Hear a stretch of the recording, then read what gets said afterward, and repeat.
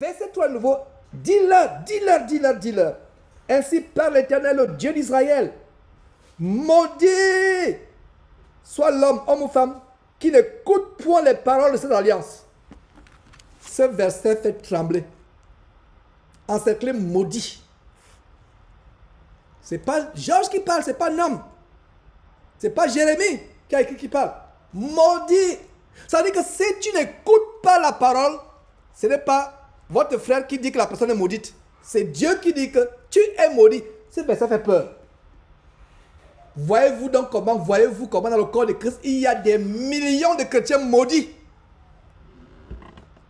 Ha. On s'amuse avec Dieu. Hein. On nous amusons. Maudit est celui qui n'écoute pas. Oh, j'ai fait une erreur grave. J'ai dit pas. Non, c'est pas. Qui n'écoute point. Point encore, c'est plus radical que pas. Maudit parce que la personne dit votre parole là.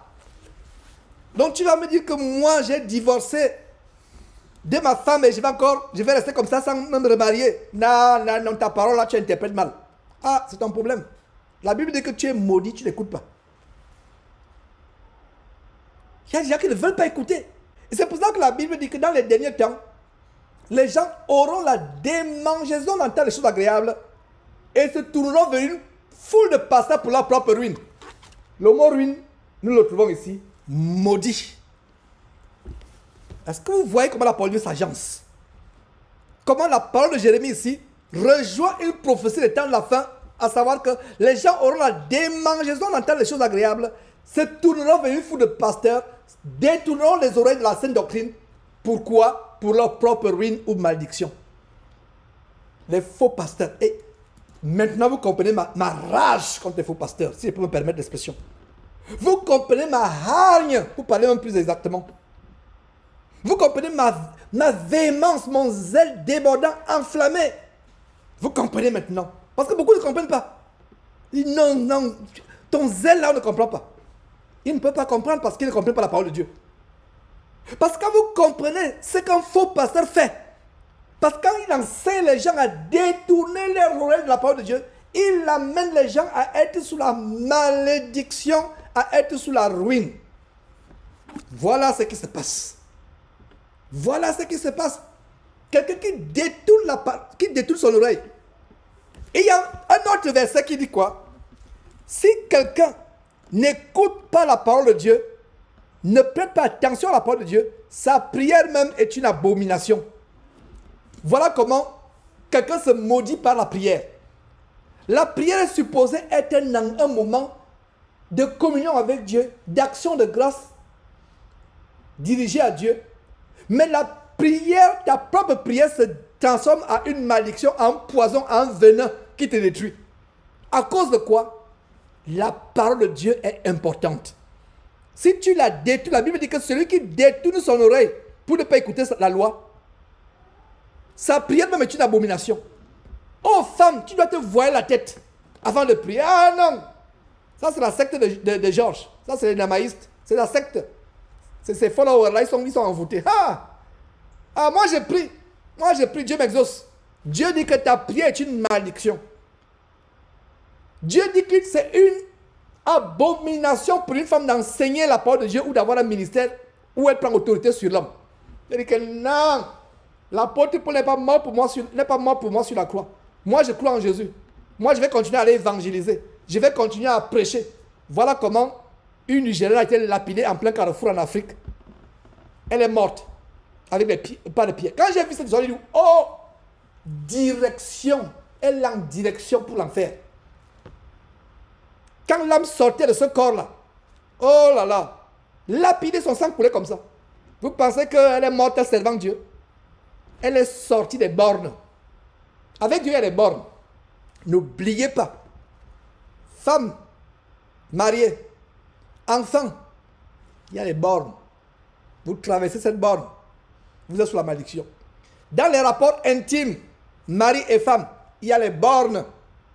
Vous sortez de ces bornes, vous êtes sous la malédiction. Il y a des choses que Dieu a établies. Un homme, c'est avec un homme, non. Une femme, c'est avec une femme, non. Un homme, c'est avec une femme, Un point, un trait. Un homme avec des animaux? Non. Il y a les bornes. Si Dieu permet, je prendrai un temps pour approfondir le mystère des bornes. Dieu c'est un Dieu d'un ordre. Non. Quand les gens voient l'armée terrestre, les militaires, etc., l'ordre des militaires dans l'armée, c'est 0,0000000 des milliards, des trilliards, des milliards, des 0,1% de l'ordre de Dieu. Mais pourtant, regardez comment l'armée, les armées, pas l'armée de l'ancien président Joe Biden, où les hommes mettaient le rouge à lèvres, le général, ça portait la jupe. Je ne parle pas de cette armée. Les vraies armées comme l'armée de Chine. Il y a des vidéos là sur les réseaux sociaux qui étaient virales à un moment, où en Chine, ils sautent, ils cassent les barres de fer avec la tête. Ils cassent les briques. Mais ici aux États-Unis, c'était le rouge à lèvres.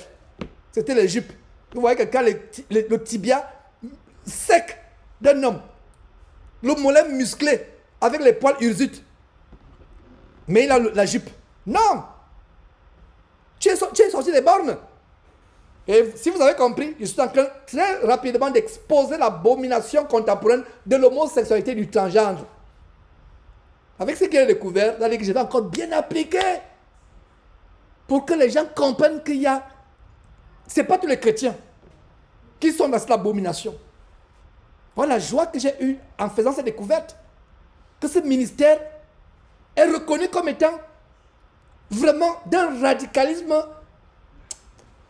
embrasé contre ces choses. Il y a les bornes.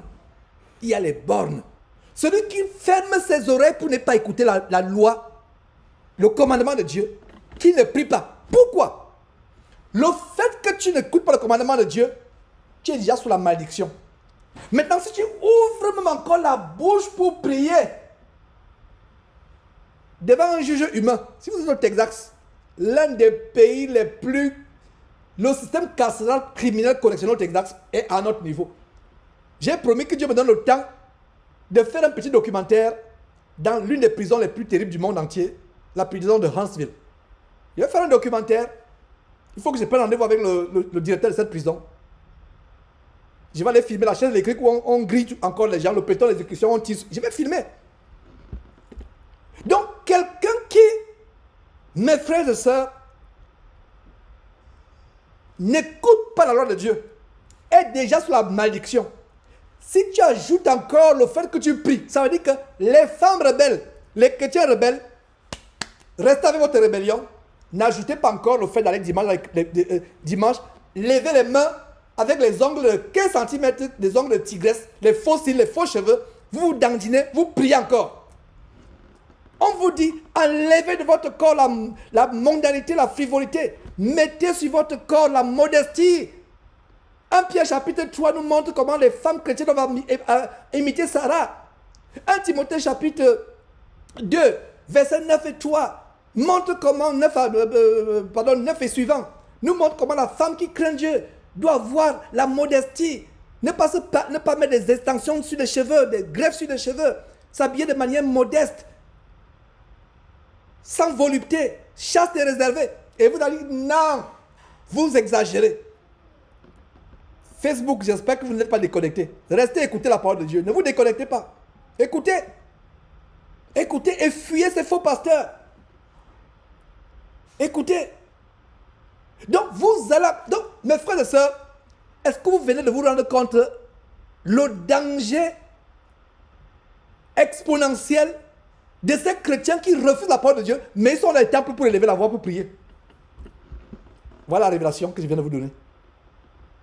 Normalement, ces chrétiens devaient se limiter à la rébellion. Je n'écoute pas. Et il ne s'agit pas seulement des chrétiens. Un musulman qui refuse d'écouter la parole de Dieu sur la malédiction. Donc ça veut dire quoi? Toute personne sur terre qui n'écoute pas la parole de l'Éternel est sous la malédiction. C'est vrai d'ailleurs, parce que Jésus-Christ c'est la parole, n'est-ce pas? La parole de Dieu, ils ne veulent pas recevoir Jésus-Christ. Mais là, je suis en train de me focaliser sur les chrétiens. Un chrétien qui dit qu'il est chrétien, qui ne veut pas obéir au commandement de Dieu, il est ou elle est sous la malédiction automatiquement. Ipso facto. Ipso facto, ça veut dire qu'automatiquement, sur le champ. Maintenant, si cette personne ajoute à cette malédiction le fait d'ouvrir la bouche pour prier, sa prière ajoute une condamnation additionnelle. Voilà à quel point nous sommes. Ça veut dire quoi? Quand je vous ai dit, je vous avertis, ce verset fait peur. Verset 3 à nouveau.